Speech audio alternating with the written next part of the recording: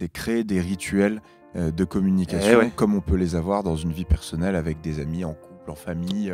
Comment je fais pour ne pas être absorbé dans mon quotidien, dans mon taf, mais aussi avoir ces moments d'échange. Et ça, c'est hyper important. C'est un moment qui est réservé dans l'agenda où un ou une consultante va prendre la parole sur un sujet dédié avec une thématique qui sera abordée comme un exposé finalement. C'est toujours plus facile d'envoyer un message et de dire « Tiens Julien, j'ai vu que tu avais parlé de chute libre, j'en fais, ça te dit on prend un café ». Les petites attentions font les grandes relations.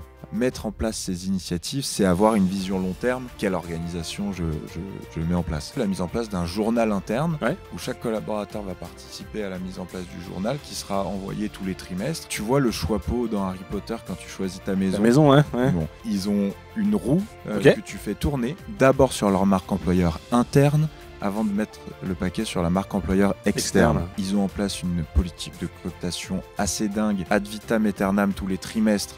Torrent de love, parce qu'on a chez nous on a un channel qui s'appelle Too Much Love, c'est pas non plus une science infuse, enfin c'est vraiment une philosophie. Et tu peux te mettre la radio interne de la boîte qui est dispo sur Spotify. ESN Reload, l'épisode 3, aujourd'hui on va parler de communication interne. Ça fait peur quand on parle de ESN 2040, c'est pas hyper sexy, de la communication, tu te dis ok, qu'est-ce que tu vas communiquer? Dur, hein, tu t'attendais pas à ça là, comme ça. Là, à froid là comme ça? Non, communication interne. Qu'est-ce que tu mets dans communication du coup?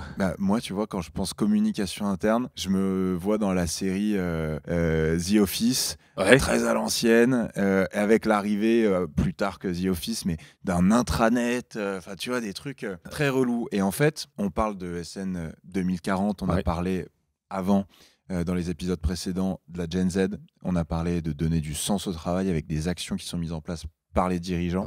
La communication interne, finalement, dans un monde où l'économie de l'attention est l'économie la plus importante aujourd'hui, cette communication interne dans les boîtes, finalement, elle est essentielle pour pouvoir engager, fidéliser et puis, in fine, favoriser l'attractivité des collaborateurs. Et pourquoi pas aussi la cooptation, parce que ça aide. Et pourquoi pas la cooptation, parce que c'est bien beau de mettre en place plein d'initiatives comme celles qu'on a évoquées dans l'épisode précédent. Si on ne communique pas sur ces initiatives, elles ne sont pas saisies par les collaborateurs qui, notamment dans le cadre des ESN, sont chez un client, sont dans différentes agences, sont clairsemés en France, à l'étranger. Donc il y a un vrai enjeu aujourd'hui de comment j'arrive à faire prendre la mayonnaise entre les initiatives que je veux mettre en place et la vie quotidienne de mes collaborateurs qui sont éparpillés pour pouvoir créer un groupe qui avance ensemble, qui reste ensemble et comme on pourrait dire un vrai collectif. Un vrai collectif, exactement. J'allais prendre l'exemple du foot, mais non, pardon. Moi, je suis pas foot, je suis désolé. Mais le rugby, on est encore un meilleur exemple. C'est comment de plein d'individualités, d'un leadership, d'un entraîneur, d'un coach, d'un président, comment on arrive à créer finalement une équipe. Ça passe par une bonne communication interne. Et franchement, en termes de com, il y a plein de choses qui peuvent être mises en place. Moi, je te donne juste un exemple très concret chez nous qu'on utilise. Ça s'appelle la Boon Radio. Et après le boulot, tu fais quoi toi? Boon Radio, écoutez autrement. Boon Radio après le boulot, écoutez autrement. C'est un vrai moment dans la vie de l'entreprise, c'est tous les mercredis matins. Comme une radio classique avec un flash info, les nouveautés, ce qui va se passer, les mises en avant des collaborateurs. Dans les outils, il y a toute la notion d'anniversaire pro-perso. On en profite aussi pour le rappeler dans la Boon Radio, dans la flash info. Les nouveaux arrivants aussi. Faut savoir que les nouveaux arrivants, et tu pourras toi plus en parler par rapport à Wobby, ont accès à un moment donné en avance aux épisodes de la Boon Radio, ce qui fait que ça leur permet effectivement de se familiariser avec ce qui se passe dans la vie de l'entreprise. Donc ça, c'est un des outils qui peut être mis en place. Ouais, c'est finalement du coup ce qu'on comprend derrière, c'est que c'est créer des rituels de communication comme on peut les avoir dans une vie personnelle avec des amis, en couple, en famille. Exactement. C'est vraiment partager ensemble toutes les initiatives qui sont faites. Et... là, on parle de la Boon Radio, mais après, il y a plein d'autres sujets. Il y a ce qu'on peut appeler chez nous les Boon Café, etc. Donc, c'est des moments qu'on va prendre ensemble. Oui, parce qu'on le rappelle, vous avez la particularité d'être en full remote.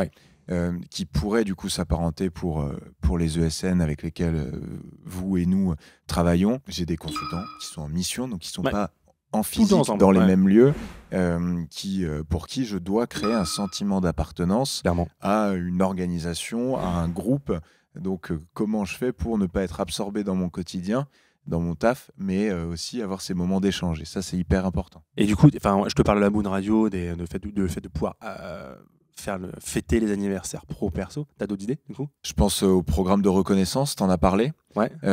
Et il y a ces rituels que tu organises. J'ai un exemple d'un de nos clients communs, une ESN lilloise, une jeune ESN lilloise qui s'appelle Mids, qui a instauré dans son planning de l'ensemble des consultants, toutes les 2 semaines, le jeudi à l'heure du déjeuner, c'est un moment qui est réservé dans l'agenda, où un ou une consultante va prendre la parole sur un sujet dédié avec une thématique qui sera abordée, comme un exposé finalement, mais où l'ensemble des consultants sont conviés. Et encore une fois, c'est un moment qui est sacralisé dans l'agenda pour mettre en avant une expertise, pour mettre en avant un engagement associatif, pour mettre en avant une passion ou autre. Enfin, vraiment, je prends la parole pour essayer d'apporter de la valeur à mes collaborateurs, mes collaboratrices qui sont partout en France, qui sont chez leurs clients. Et ça fonctionne hyper bien. Ce qu'il y a d'important aussi dans la communication interne, c'est qu'elle reste. Pourquoi ? Parce que ces moments-là, on peut se dire qu'on se connecte, hop, super, on a passé un bon moment, et ensuite on l'oublie. Mais une entreprise, c'est un organisme vivant qui grandit, où il y a des nouveaux arrivants. Mids travaille avec Boon et avec Wobi. Sur Wobi, tous ces éléments-là sont enregistrés dans des actualités, leur rendez-vous du jeudi, et où les nouveaux collaborateurs qui arrivent, ou les nouvelles collaboratrices, vont avoir un historique de tous les déjeuners du jeudi qui ont été réalisés, et vont pouvoir se dire, ok, Julien, il est fan de ça, telle personne a cette expertise sur tel... On a le parachutisme en commun, ça c'est sûr. Mais on pourrait en faire, tu vois, si on était chez Mids, on pourrait en parler. Et après, envoyer un événement sur qui a envie d'une initiation à la chute libre. Mais il y a aussi des sujets plus professionnels. Je suis expert de tel techno, j'en parle. Et si vous voulez en parler un peu plus, venez me voir. Et du coup, les nouveaux collaborateurs ont accès à toute cette liste-là, ce qui favorise même a posteriori la création de liens. C'est toujours plus facile d'envoyer un message et de dire, tiens Julien, j'ai vu que tu avais parlé de chute libre, j'en fais, ça te dit on prend un café, que je viens d'arriver dans la boîte, vous êtes une centaine. Je sais pas à qui je dois lui parler, etc. Voilà, exactement. Le fameux icebreaker. On m'a dit un jour, les petites attentions font les grandes relations. Clairement. C'est finalement de ça dont on parle quand on parle de communication interne. Et l'impact n'est pas à minimiser. Il y a un sujet aussi, avant de redonner peut-être d'autres exemples concrets, c'est comment je calcule le retour sur investissement de ma communication interne. Enfin, c'est un truc hyper important parce que je suis un dirigeant d'entreprise, je me dis à quoi bon investir dans de la communication interne ? Quel est l'impact en termes de retour sur investissement, de ROI, de turnover ? Et finalement, j'ai pas les clés, je dis ça, je lance une bouteille à la mer, mais finalement, c'est mettre en place ces initiatives, c'est avoir une vision long terme de quelle organisation je mets en place. Mais au-delà de ça aussi, au-delà de mettre en place ses propres outils, tu parlais du sentiment d'appartenance. Nous, ça se ressent en tout cas chez nous, chez Boon. On a déjà des choses en place, mais on est capable aussi de les rechallenger. C'est-à-dire que les collaborateurs sont capables de dire, ok, on a fait ça, peut-être que ça s'essouffle, on peut essayer de redonner un peu de dynamisme. Et donc là, du coup, c'est même plus, entre guillemets, les dirigeants, les managers qui vont proposer quelque chose, c'est carrément les collaborateurs, parce que du coup, ils ont pris à bras le cœur cette notion de sentiment d'appartenance. Et donc, du coup, grâce à ça, ça redynamise, ça redonne du sens encore une fois de plus. C'est ça. Et du coup, en parlant d'autres cas, on a le premier cas que je pourrais citer, qui est Elephant Technology chez nous. Ouais. Qui est à Nantes, c'est ça ? De mémoire, c'est ça, c'est Nantes. Ouais. On en a un petit peu parlé. Qu'est-ce que tu as retenu du coup d'Elephant Technology pour vous ? Déjà, Elephant Technology, pour les avoir rencontrés aussi et avoir échangé avec eux, c'est une entreprise donc, qui est nantaise. Elephant vient de je ne sais pas si on peut dire la mascotte, mais en tout cas de cette sculpture qui est un énorme éléphant sur l'île de Nantes. L'île de Nantes, les machines. Donc il y a un vrai sujet ancrage local et où il y a même une politique. Alors ça va au-delà de la communication interne, mais de ne pas offrir de missions à plus de je ne sais plus combien de kilomètres de l'endroit où on habite, etc. Mais Elephant Technology a mis en place des vrais outils collaboratifs pour pouvoir communiquer correctement auprès des consultants et que les consultants puissent aussi partager toutes leurs initiatives internes. Tu vois, c'est de mettre à disposition des collaborateurs tous les éléments pour qu'ils puissent partager leurs connaissances, leur savoir-faire, etc. Mais c'est chez eux la mise en place d'un journal interne où chaque collaborateur va participer à la mise en place du journal qui sera envoyé tous les trimestres encore une fois, pour lequel les futurs collaborateurs vont pouvoir retrouver un accès, c'est avoir ta gazette de l'entreprise sur les projets de chacun, les initiatives de chacun, un peu comme chez vous. C'est effectivement un bon exemple. Et ça, tu vois, c'est excellent. Ok, trop cool. Il y a encore un exemple, enfin même 3 exemples qui sont un peu communs, ils ont la même philosophie. Je pense à Clevertech. Agesis avait aussi Modus. Ouais. Ils ont un programme de reconnaissance. En gros, c'est les collaborateurs, les salariés qui vont effectivement voter, et comme un système de bonus. Et à la fin, j'ai envie de dire que, un peu à la mode Hunger Games, qui a le plus de points de bonus, peuvent avoir effectivement du cadeau, etc. Et je trouve qu'en termes de reconnaissance aussi, là, pour le coup, c'est même pas la direction, c'est carrément les employés qui a ce système effectivement de reconnaissance qui permet de mettre en valeur telle ou telle personne sur des actions. Donc ça, c'est assez ouf. Ah ouais, donc ce sont les salariés qui se disent ok, Marie, elle a fait un truc de Jo, ouf, moi je vote pour elle pour que. Ouais, clairement. Ok. Exactement ça. Ça c'est, je trouve que c'est en termes c'est de la com, mais pareil, toujours la fidélisation, le fait de la reconnaissance, Vas-y, dis-moi. Dans les mêmes sujets, il y a un de nos clients communs à qui je pense, qui est Eleven Labs. Ok. Eleven Labs, ils sont une centaine, ils ont fait un truc de ouf. Nous, on travaille avec Élise depuis un moment. Okay. C'est qu'ils ont... Tu vois le chapeau dans Harry Potter quand tu choisis ta maison. Ta maison, ouais. Bon, Eleven Labs a toute une culture d'entreprise. Comment ? Ils ont un chapeau ? Ils n'ont pas un chapeau, ils ont une roue que tu fais tourner. Donc, ils ont toute une culture d'entreprise autour de l'astronomie. Okay. Et donc, quand tu arrives en tant que nouveau collaborateur, tu tournes une roue, tu arrives sur une des 4 planètes de leur système planétaire, un peu comme Gryffondor, Serpentard, etc. Okay. Tu intègres donc un groupe. Ce groupe va avoir des actions à réaliser tout au long de l'année et va pouvoir mettre en place un système de reconnaissance. Ça va être de l'associatif, ça va être réussir un projet, ça va être des points pour la cooptation, enfin, ça va être plein de sujets différents. Okay. Et dans leur grande messe annuelle ensuite, comme à la fin dans le banquet d'Harry Potter, il y a une maison gagnante. Mais tu vois, et ça c'est hyper fort. C'est de la communication interne. On peut se dire que finalement, ça enferme 4 groupes de personnes, mais pas du tout. Enfin, ça fait partie d'un jeu, et c'est pour ça que c'est une ESN qui est hyper saine et dans laquelle les collaborateurs se sentent bien aussi, parce qu'il y a un vrai aspect groupe au sein du groupe. Donc, autre exemple assez cool, et de mise en place de reconnaissance aussi de différentes actions qui peuvent être mises en place. Et moi, j'ai un dernier exemple, si je peux me permettre, et tu vas très bien en parler, j'imagine. C'est pareil, un client en commun, LR Technologies, boîte de ouf encore. Ouais. Qu'est-ce que tu peux me dire sur leur méthode ?